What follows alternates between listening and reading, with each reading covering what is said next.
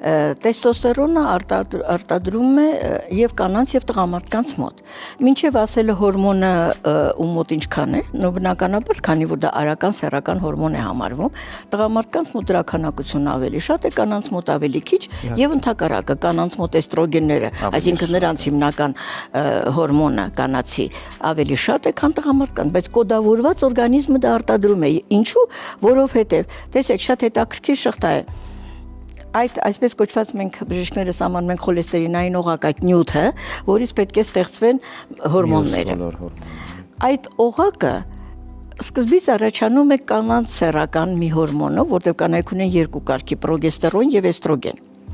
Տեսեք, առաջանում է պրոգեստերոնից սինթեզվում է տղամարդու սեռական հորմոնը, տեստոստերոնը, հետո նոր տեստոստերոնից ստեղծվում է էստրոգենը։ Այսինքն, եթե մենք այս ճանապարհին ունենանք որևէ օղակում խաթարում, կստացվի այնպես, որ եթե տեստոստերոնից շատ էստրոգեն սինթեզվի տղամարդու մոտ, նրա մոտ աստիճանաբար կանացի հատկանիշների հայտ կգան եւ սեռական ֆունկցիան կիչնի, քանի որ տղամարդու հիմնական սեռական հակվածությունը, առողջությունը եւ այլն ապահովված է հենց տեստոստերոնով։ Տարբեր հիվանդագին վիճակներում կարող է տեստոստերոնը ավելի շատ էստրոգեն դառնա կանացի հորմոն տղամարդու մոտ։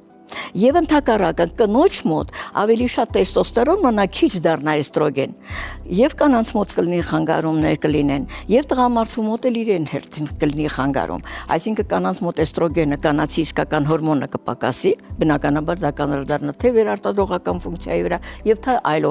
օրգանների աշխատանքի վրա։ Տղամարդու մոտ էլ հակառակը, տեստոստերոնը կպակասի,